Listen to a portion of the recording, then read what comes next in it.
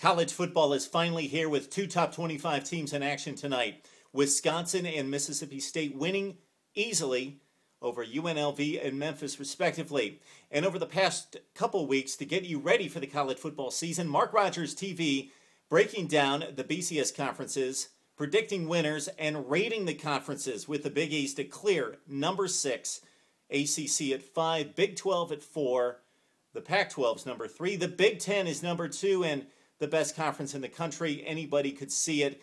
The SEC is number 1. It's obvious, and the records show it, and the play on the field speaks volumes. 13-3 in BCS Bowl competition in the past decade, 5 consecutive national championships. But we will say this, that the Big Ten is gaining with the addition of Nebraska, and the lead is not as great as the national media might have you think.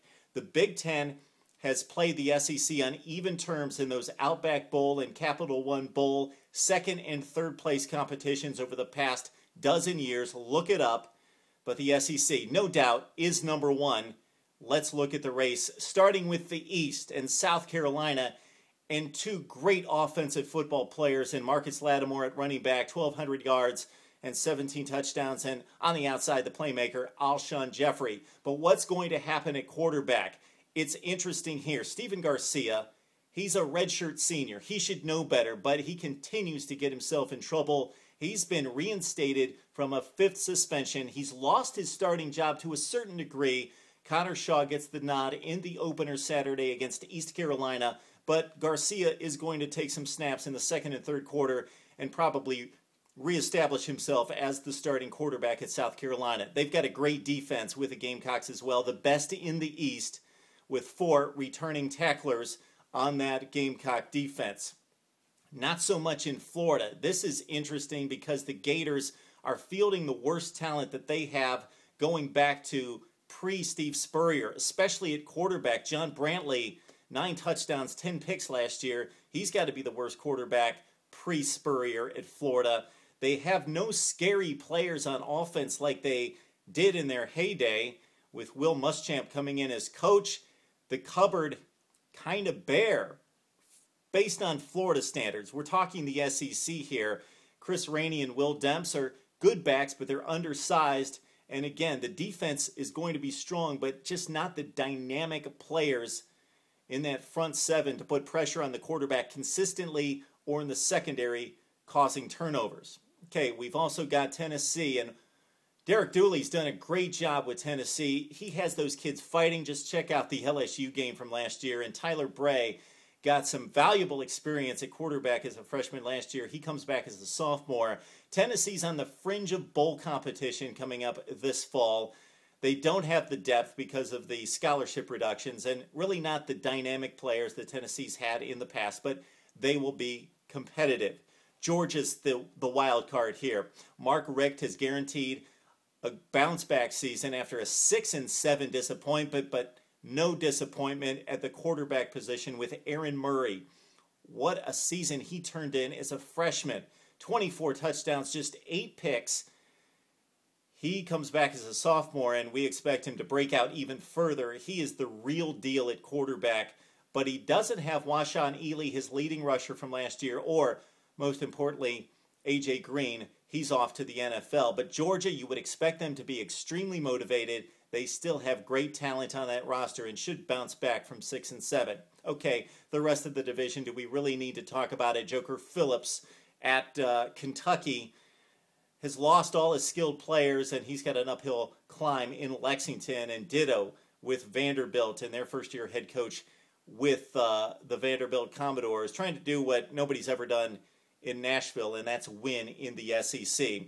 Out west, we're not going to do the race justice here. It is the best division in the best conference.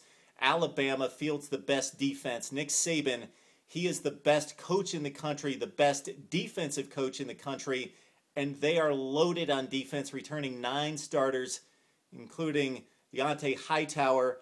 And Arkansas challenged Alabama last year, actually passed them in the standings to get the BCS nod, but Niall Davis came up with an ankle injury in the spring. He's out, and Arkansas's running game will not be the same without him. Wilson steps in at quarterback in place of Ryan Mallett, and he's got the best wide receiver unit in the country there in Arkansas. And of course, Bobby Petrino making the calls, and Arkansas on defense will step it up as well. They fielded their best defense in years last year, not quite up to SEC elite standards, but they're getting there.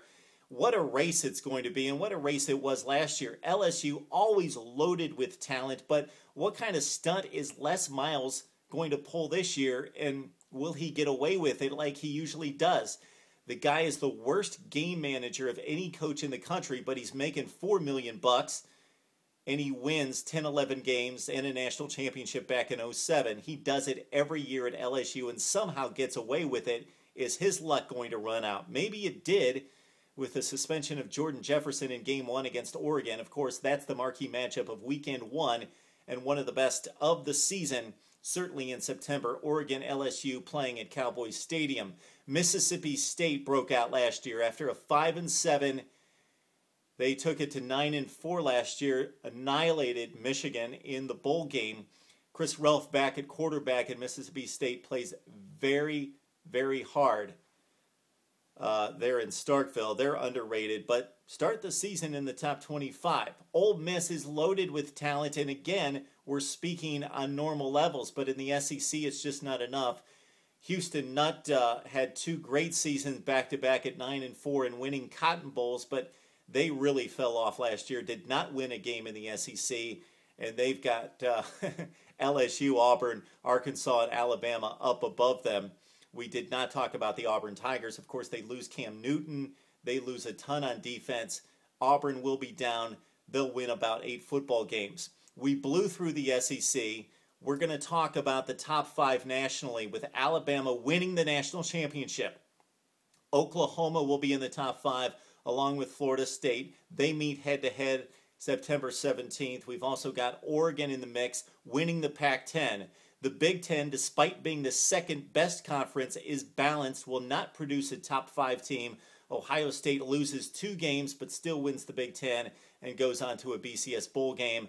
Florida State, again, wins the ACC. They're in the national championship hunt, but when it comes down to it, for another year, the SEC wins it. This time, Alabama gets it done with that amazing defense, rock solid. They will shut down any opponent, pick them, Florida State, Oregon, Oklahoma, in a national championship game.